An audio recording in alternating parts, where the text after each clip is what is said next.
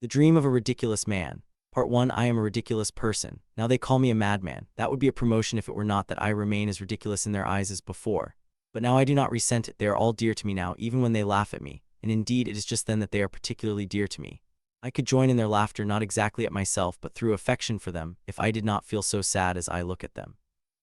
Sad because they do not know the truth and I do know it. Oh, how hard it is to be the only one who knows the truth. But they won't understand that. No, they won't understand it. In old days, I used to be miserable at seeming ridiculous. Not seeming, but being. I have always been ridiculous, and I have known it perhaps from the hour I was born. Perhaps from the time I was 7 years old, I knew I was ridiculous. Afterwards, I went to school, studied at the university, and do you know, the more I learned, the more thoroughly I understood that I was ridiculous. So that it seemed in the end as though all the sciences I studied at the university existed only to prove and make evident to me as I went more deeply into them that I was ridiculous. It was the same with life as it was with science. With every year, the same consciousness of the ridiculous figure I cut in every relation grew and strengthened. Everyone always laughed at me, but not one of them knew or guessed that if there were one man on earth who knew better than anybody else that I was absurd, it was myself, and what I resented most of all was that they did not know that. But that was my own fault. I was so proud that nothing would have ever induced me to tell it to anyone. This pride grew in me with the years, and if it had happened that I allowed myself to confess to anyone that I was ridiculous, I believe that I should have blown out my brains the same evening. Oh, how I suffered in my early youth from the fear that I might give way and confess it to my schoolfellows. But since I grew to manhood, I have for some unknown reason become calmer, though I realize my awful characteristic more fully every year. I say unknown, for to this day I cannot tell why it was. Perhaps it was owing to the terrible misery that was growing in my soul through something which was of more consequence than anything else about me. That something was the conviction that had come upon me that nothing in the world mattered. I had long had an inkling of it, but the full realization came last year almost suddenly. I suddenly felt that it was all the same to me whether the world existed or whether there had never been anything at all. I began to feel with all my being that there was nothing existing. At first I fancied that many things had existed in the past, but afterwards I guessed that there never had been anything in the past either, but that it had only seemed so for some reason. Little by little I guessed that there would be nothing in the future either. Then I left off being angry with people and almost ceased to notice them. Indeed, this showed itself even in the pettiest trifles. I used, for instance, to knock against people in the street. And not so much from being lost in thought. What had I to think about? I had almost given up thinking by that time. Nothing mattered to me, if at least I had solved my problems. Oh, I had not settled one of them and how many there were, but I gave up caring about anything and all the problems disappeared. And it was after that that I found out the truth. I learnt the truth last November, on the 3rd of November to be precise, and I remember every instant since. It was a gloomy evening, one of the gloomiest possible evenings. I was going home at about 11 o'clock, and I remember that I thought that the evening could not be gloomier, even physically. Rain had been falling all day, and it had been a cold, gloomy, almost menacing rain with, I remember, an unmistakable spite against mankind. Suddenly, between 10 and 11, it had stopped, and was followed by a horrible dampness, colder and damper than the rain, and a sort of steam was rising from everything, from every stone in the street, and from every bylane if one looked down it as far as one could. A thought suddenly occurred to me that if all the street lamps had been put out, it would have been less cheerless, that the gas made one's heart sadder because it lighted it all up. I had had scarcely any dinner that day, and had been spending the evening with an engineer, and 2 other friends had been there also. I sat silent. I fancy I bored them. They talked of something rousing, and suddenly they got excited over it. But they did not really care, I could see that, and only made a show of being excited. I suddenly said as much to them. My friends, I said, you really do not care one way or the other. They were not offended, but they laughed at me. That was because I spoke without any note of reproach, simply because it did not matter to me. They saw it did not, and it amused them. As I was thinking about the gas lamps in the street, I looked up at the sky. The sky was horribly dark, but one could distinctly see tattered clouds, and between them fathomless black patches. Suddenly I noticed in one of these patches a star and began watching it intently. That was because that star had given me an idea. I decided to kill myself that night. I had firmly determined to do so 2 months before, and poor as I was, I bought a splendid revolver that very day and loaded it. But 2 months had passed and it was still lying in my drawer. I was so utterly indifferent that I wanted to seize a moment when I would not be so indifferent, why I don't know. And so for 2 months, every night that I came home I thought I would shoot myself. I kept waiting for the right moment, and so now this star gave me a thought. I made up my mind that it should certainly be that night, and why the star gave me the thought I don't know. And just as I was looking at the sky, this little girl took me by the elbow. The street was empty and there was scarcely anyone to be seen. The cabman was sleeping in the distance in his cab. It was a child of 8 with a kerchief on her head, wearing nothing but a wretched little dress all soaked with rain, but I noticed her wet broken shoes, and I recall them now. They caught my eye particularly. She suddenly pulled me by the elbow and called me. She was not weeping but was spasmodically crying out some words which could not utter properly because she was shivering and shuddering all over. She was in terror about something and kept crying, "Mammy, mammy." I turned facing her. I did not say a word and went on, but she ran pulling at me, and there was that note in her voice which in frightened children means despair. I know that sound. Though she did not articulate the words, I understood that her mother was dying, or that something of the sort was happening to them, and that she had run out to call someone to find something to help her mother.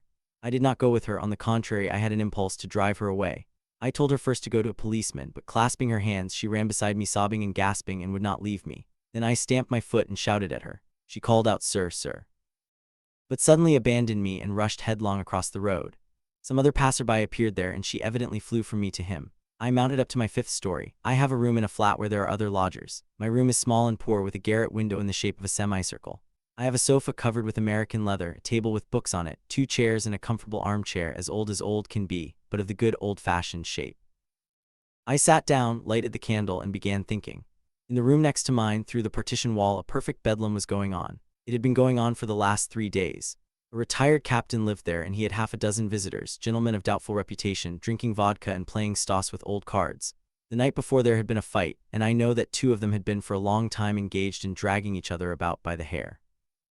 The landlady wanted to complain, but she was in abject terror of the captain.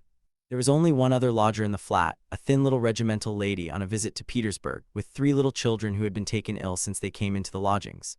Both she and her children were in mortal fear of the captain, and lay trembling and crossing themselves all night, and the youngest child had a sort of fit from fright. That captain, I know for a fact, sometimes stops people in the Nevsky Prospect and begs.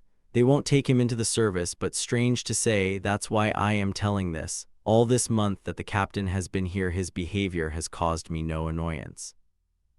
I have, of course, tried to avoid his acquaintance from the very beginning, and he too was bored with me from the first. But I never care how much they shout the other side of the partition, nor how many of them there are in there. I sit up all night and forget them so completely that I do not even hear them. I stay awake till daybreak and have been going on like that for the last year. I sit up all night in my armchair at the table doing nothing. I only read by day. I sit, don't even think. Ideas of a sort wander through my mind, and I let them come and go as they will. A whole candle is burnt every night. I sat down quietly at the table, took out the revolver and put it down before me.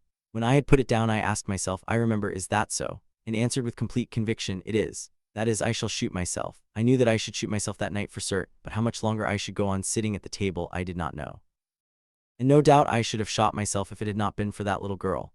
Part 2. You see, though nothing mattered to me, I could feel pain, for instance. If anyone had stuck me, it would have hurt me. It was the same morally. If anything very pathetic happened, I should have felt pity, just as I used to do in old days when there were things in life that did matter to me. I had felt pity that evening. I should have certainly helped a child. Why then had I not helped the little girl?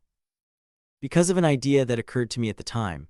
When she was calling and pulling at me, a question suddenly arose before me and I could not settle it. The question was an idle one, but I was vexed. I was vexed at the reflection that if I were going to make an end of myself that night, nothing in life ought to have mattered to me. Why was it that all at once I did not feel a strange pang, quite incongruous in my position? Really, I do not know better how to convey my fleeting sensation at the moment, but the sensation persisted at home when I was sitting at the table, and I was very much irritated as I had not been for a long time past. One reflection followed another. I saw clearly that so long as I was still a human being and not nothingness, I was alive and so could suffer, be angry and feel shame at my actions. So be it. But if I am going to kill myself in 2 hours, say, what is the little girl to me, and what have I to do with shame or with anything else in the world? I shall turn into nothing, absolutely nothing. And can it really be true that the consciousness that I shall completely cease to exist immediately, and so everything else will cease to exist, does not in the least affect my feeling of pity for the child, nor the feeling of shame after a contemptible action? I stamped and shouted at the unhappy child as though to say, not only I feel no pity, but even if I behave inhumanly and contemptibly, I am free to, for in another 2 hours everything will be extinguished. Do you believe that that was why I shouted that? I am almost convinced of it now. I seem clear to me that life and the world somehow depended upon me now. I may almost say that the world now seemed created for me alone. If I shot myself, the world would cease to be, at least for me. I say nothing of its being likely that nothing will exist for anyone when I am gone, and that as soon as my consciousness is extinguished, the whole world will vanish too and become void like a phantom, as a mere appurtenance of my consciousness, for possibly all this world and all these people are only me myself. I remember that as I sat and reflected, I turned all these new questions that swarmed one after another quite the other way, and thought of something quite new. For instance, a strange reflection suddenly occurred to me. that if I had lived before on the moon or on Mars and there had committed the most disgraceful and dishonorable action, and had there been put to such shame and ignominy as one can only conceive and realize in dreams and nightmares, and if, finding myself afterwards on Earth, I were able to retain the memory of what I had done on the other planet, and at the same time knew that I should never, under any circumstances, return there. Then looking from the Earth to the moon, should I care or not? Should I feel shame for that action or not? These were idle and superfluous questions, for the revolver was already lying before me, and I knew in every fiber of my being that it would happen for certain, but they excited me and I raged. I could not die now without having first settled something. In short, the child had saved me, for I put off my pistol shot for the sake of these questions. Meanwhile, the clamor had begun to subside in the captain's room. They had finished their game, were settling down to sleep, and meanwhile were grumbling and languidly winding up their quarrels. At that point, I suddenly fell asleep in my chair at the table, a thing which had never happened to me before. I dropped asleep quite unawares. Dreams, as we all know, are very queer things. Some parts are presented with appalling vividness, with details worked up with the elaborate finish of jewelry, while others one gallops through, as it were, without noticing them at all, as for instance through space and time. Dreams seem to be spurred on not by reason but by desire, not by the head but by the heart, and yet what complicated tricks my reason has played sometimes in dreams, what utterly incomprehensible things happen to it. My brother died 5 years ago, for instance. I sometimes dream of him. He takes part in my affairs, we are very much interested, and yet all through my dream I quite know and remember that my brother is dead and buried. How is it that I am not surprised that, though he is dead, he is here beside me and working with me? Why is it that my reason fully accepts it? But enough. I will begin about my dream. Yes, I dreamed a dream, my dream of the 3rd of November. They tease me now, telling me it was only a dream. But does it matter whether it was a dream or reality if the dream made known to me the truth? If once one has recognized the truth and seen it, you know that it is the truth and that there is no other and there cannot be, whether you are asleep or awake. Let it be a dream, so be it, but that real life of which you make so much I had meant to extinguish by suicide, and my dream, my dream. Oh, it revealed to me a different life, renewed, grand, and full of power.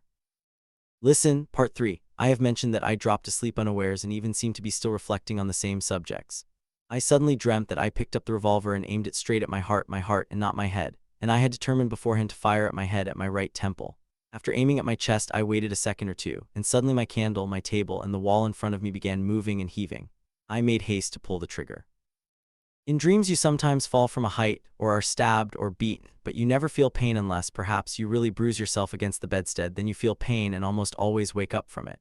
It was the same in my dream.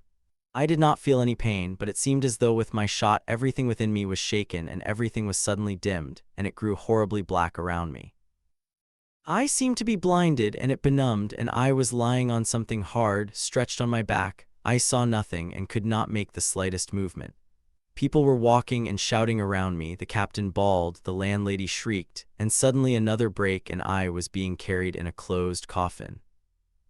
And I felt how the coffin was shaking and reflected upon it. And for the first time the idea struck me that I was dead, utterly dead. I knew it and had no doubt of it. I could neither see nor move, and yet I was feeling and reflecting. But I was soon reconciled to the position, and as one usually does in a dream, accepted the facts without disputing them. And now I was buried in the earth. They all went away. I was left alone, utterly alone. I did not move. Whenever before I had imagined being buried, the one sensation I associated with the grave was that of damp and cold. So now I felt that I was very cold, especially the tips of my toes, but I felt nothing else. I lay still. Strange to say, I expected nothing, accepting without dispute that a dead man had nothing to expect. But it was damp. I don't know how long a time passed, whether an hour or several days or many days. But all at once a drop of water fell on my closed left eye, making its way through the coffin lid. It was followed a minute later by a second, then a minute later by a third, and so on regularly every minute. There was a sudden glow of profound indignation in my heart, and I suddenly felt in it a pang of physical pain. That's my wound, I thought, that's the bullet, and drop after drop every minute kept falling on my closed eyelid. And all at once, not with my voice, but with my entire being, I called upon the power that was responsible for all that was happening to me. Whoever you may be, if you exist, and if anything more rational than what is happening here is possible, suffer it to be here now. But if you are revenging yourself upon me for my senseless suicide by the hideousness and absurdity of this subsequent existence, then let me tell you that no torture could ever equal the contempt which I shall go on dumbly feeling, though my martyrdom may last 1,000,000 years. I made this appeal and held my peace. There was a full minute of unbroken silence, and again another drop fell, but I knew with infinite, unshakable certainty that everything would change immediately. And behold, my grave suddenly was rent asunder. That is, I don't know whether it was opened or dug up, but I was caught up by some dark and unknown being, and we found ourselves in space. I suddenly regained my sight. It was the dead of night, and never had there been such darkness. We were flying through space far away from the Earth. I did not question the being who was taking me. I was proud and waited. I assured myself that I was not afraid, and was thrilled with ecstasy at the thought that I was not afraid. I do not know how long we were flying. I cannot imagine. It happened as it always does in dreams, when you skip over space and time and the laws of thought and existence and only pause upon the points for which the heart yearns. I remember that I suddenly saw in the darkness a star. "Is that serious?" I asked impulsively, though I had not meant to ask questions. "No, that is the star you saw between the clouds when you were coming home," the being who was carrying me replied. I knew that it had something like a human face. Strange to say, I did not like that being. In fact, I felt an intense aversion for it. I had expected complete non-existence, and that was why I had put a bullet through my heart. And here I was in the hands of a creature not human, of course, but yet living, existing. And so there is life beyond the grave, I thought with the strange frivolity one has in dreams, but in its inmost depth my heart remained unchanged. And if I have got to exist again, I thought, and live once more under the control of some irresistible power, I won't be vanquished and humiliated. "You know that I am afraid of you and despise me for that," I said suddenly to my companion, unable to refrain from the humiliating question which implied a confession, and feeling my humiliation stab my heart as with a pin. He did not answer my question, but all at once I felt that he was not even despising me, but was laughing at me and had no compassion for me, and that our journey had an unknown and mysterious object that concerned me only. Fear was growing in my heart. Something was mutely and painfully communicated to me from my silent companion, and permeated my whole being. We were flying through dark, unknown space. I had for some time lost sight of the constellations familiar to my eyes. I knew that there were stars in the heavenly spaces, the light of which took thousands or millions of years to reach the Earth. Perhaps we were already flying through those spaces. I expected something with a terrible anguish that tortured my heart. And suddenly I was thrilled by a familiar feeling that stirred me to the depths. I suddenly caught sight of our sun. I knew that it could not be our sun that gave life to our Earth, and that we were an infinite distance from our sun, but for some reason I knew in my whole being that it was a sun exactly like ours, a duplicate of it. A sweet, thrilling feeling resounded with ecstasy in my heart. The kindred power of the same light which had given me light stirred an echo in my heart and awakened it, and I had a sensation of life, the old life of the past, for the first time since I had been in the grave. "But if that is the sun, if that is exactly the same as our sun," I cried, "where is the Earth?" And my companion pointed to a star twinkling in the distance with an emerald light. We were flying straight towards it. Are such repetitions possible in the universe? Can that be the law of nature? And if that is an Earth there, can it be just the same Earth as ours? Just the same, as poor, as unhappy, but precious and beloved forever, arousing in the most ungrateful of her children the same poignant love for her that we feel for our Earth? I cried out, shaken by irresistible, ecstatic love for the old familiar Earth which I had left. The image of the poor child whom I had repulsed flashed through my mind. "You shall see it all," answered my companion, and there was a note of sorrow in his voice. But we were rapidly approaching the planet. It was growing before my eyes. I could already distinguish the ocean, the outline of Europe, and suddenly a feeling of a great and holy jealousy glowed in my heart. How can it be repeated, and what for? I love and can love only that Earth which I have left, stained with my blood, when in my ingratitude I quenched my life with a bullet in my heart. But I have never ceased to love that Earth, and perhaps on the very night I parted from it I loved it more than ever. Is there suffering upon this new Earth? On our Earth we can only love with suffering and through suffering. We cannot love otherwise, and we know of no other sort of love. I want suffering in order to love. I long, I thirst this very instant to kiss with tears the Earth that I have left, and I won't accept life on any other. But my companion had already left me. I suddenly, quite without noticing how, found myself on this other Earth in the bright light of a sunny day, fair as paradise. I believe I was standing on one of the islands that make up on our globe the Greek archipelago, or on the coast of the mainland facing that archipelago. Oh, everything was exactly as it is with us, only everything seemed to have a festive radiance, the splendor of some great holy triumph attained at last. The caressing sea, green as emerald, splashed softly upon the shore and kissed it with manifest, almost conscious love. The tall, lovely trees stood in all the glory of their blossom, and their innumerable leaves greeted me, I am certain, with their soft, caressing rustle, and seemed to articulate words of love. The grass glowed with bright and fragrant flowers. Birds were flying in flocks in the air, and perched fearlessly on my shoulders and arms, and joyfully struck me with their darling, fluttering wings. And at last I saw and knew the people of this happy land. That came to me of themselves, they surrounded me, kissed me. The children of the sun, the children of their sun, oh, how beautiful they were! Never had I seen on our own Earth such beauty in mankind. Only perhaps in our children in their earliest years one might find some remote, faint reflection of this beauty. The eyes of these happy people shone with a clear brightness. Their faces were radiant with the light of reason and fullness of a serenity that comes of perfect understanding, but those faces were gay. In their words and voices there was a note of childlike joy. Oh, from the first moment, from the first glance at them, I understood it all. It was the earth untarnished by the fall. On it lived people who had not sinned. They lived just in such a paradise as that in which, according to all the legends of mankind, our first parents lived before they sinned. The only difference was that all this earth was the same paradise. These people, laughing joyfully, thronged round me and caressed me. They took me home with them, and each of them tried to reassure me. Oh, they asked me no questions, but they seemed, I fancied, to know everything without asking, and they wanted to make haste to smooth away the signs of suffering from my face.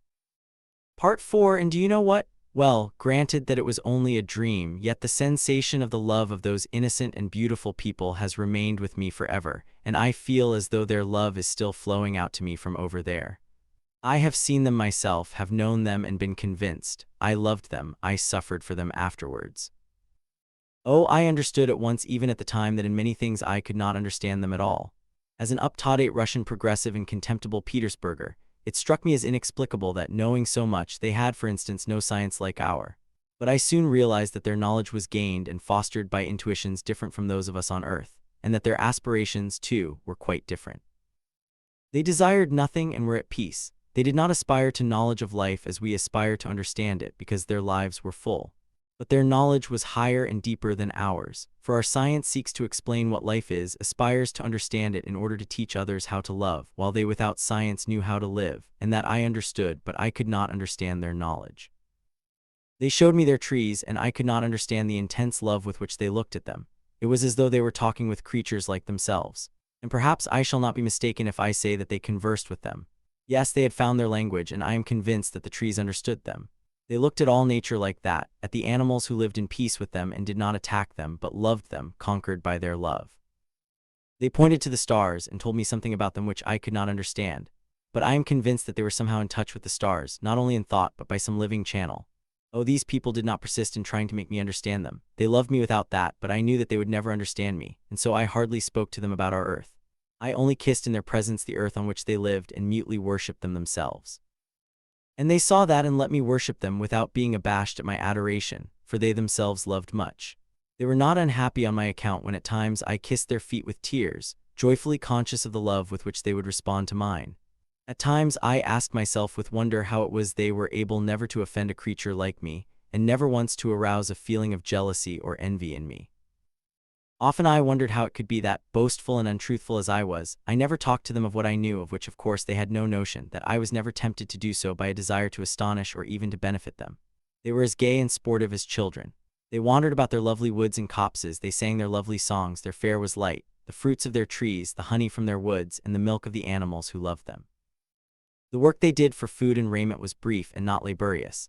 They loved and begot children, but I never noticed in them the impulse of that cruel sensuality which overcomes almost every man on this earth, all and each, and is the source of almost every sin of mankind on earth.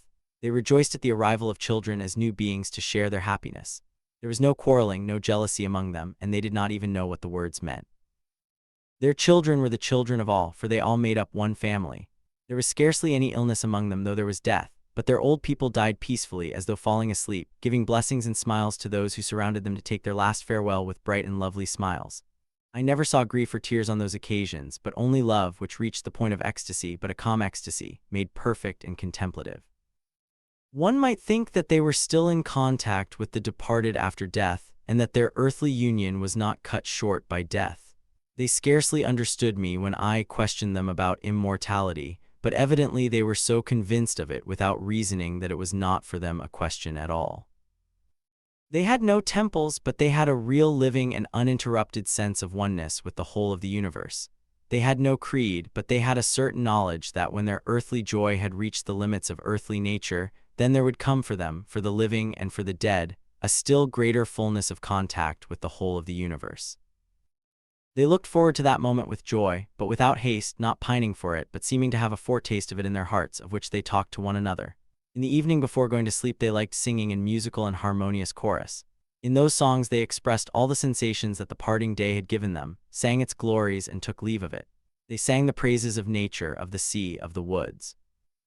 They liked making songs about one another, and praised each other like children. They were the simplest songs, but they sprang from their hearts and went to one's heart. And not only in their songs but in all their lives they seemed to do nothing but admire one another. It was like being in love with each other, but an all-embracing, universal feeling. Some of their songs, solemn and rapturous, I scarcely understood at all. Though I understood the words, I could never fathom their full significance. It remained, as it were, beyond the grasp of my mind, yet my heart unconsciously absorbed it more and more. I often told them that I had had a presentiment of it long before, that this joy and glory had come to me on our earth in the form of a yearning melancholy that at times approached insufferable sorrow, that I had had a foreknowledge of them all and of their glory in the dreams of my heart and the visions of my mind, that often on our earth I could not look at the setting sun without tears. That in my hatred for the men of our earth there was always a yearning anguish. Why could I not hate them without loving them? Why could I not help forgiving them? And in my love for them there was a yearning grief. Why could I not love them without hating them? They listened to me, and I saw they could not conceive what I was saying, but I did not regret that I had spoken to them of it. I knew that they understood the intensity of my yearning anguish over those whom I had left. But when they looked at me with their sweet eyes full of love, when I felt that in their presence my heart too became as innocent and just as theirs, the feeling of the fullness of life took my breath away, and I worshipped them in silence. Oh, everyone laughs in my face now and assures me that one cannot dream of such details as I am telling now, that I only dreamed or felt one sensation that arose in my heart in delirium and made up the details myself when I woke up. And when I told them that perhaps it really was so, my God, how they shouted with laughter in my face, and what mirth I caused. Oh yes, of course I was overcome by the mere sensation of my dream, and that was all that was preserved in my cruelly wounded heart. But the actual forms and images of my dream, that is, the very ones I really saw at the very time of my dream, were filled with such harmony, were so lovely and enchanting, and were so actual, that on awakening I was, of course, incapable of clothing them in our poor language, so that they were bound to become blurred in my mind. And so perhaps I really was forced afterwards to make up the details, and so of course to distort them in my passionate desire to convey some at least of them as quickly as I could. But on the other hand, how can I help believing that it was all true? It was perhaps 1,000 times brighter, happier, and more joyful than I describe it. Granted that I dreamed it, yet it must have been real. You know, I will tell you a secret, perhaps it was not a dream at all. For then something happened so awful, something so horribly true, that it could not have been imagined in a dream. My heart may have originated the dream, but would my heart alone have been capable of originating the awful event which happened to me afterwards? How could I alone have invented it or imagined it in my dream? Could my petty heart and fickle, trivial mind have risen to such a revelation of truth? Oh, judge for yourselves. Hitherto I have concealed it, but now I will tell the truth. The fact is that I corrupted them all. Part 5. Yes, it ended in my corrupting them all. How it could come to pass I do not know, but I remember it clearly. The dream embraced thousands of years and left in me only a sense of the whole. I only know that I was the cause of their sin and downfall. Like a vile trichina, like a germ of the plague infecting whole kingdoms, so I contaminated all this earth, so happy and sinless before my coming. They learnt to lie, grew fond of lying, and discovered the charm of falsehood. Oh, at first perhaps it began innocently, with a jest, coquetry, with amorous play, perhaps indeed with a germ, but that germ of falsity made its way into their hearts and pleased them. Then sensuality was soon begot. Sensuality begot jealousy, jealousy, cruelty. Oh, I don't know, I don't remember, but soon, very soon, the first blood was shed. They marveled and were horrified and began to be split up and divided.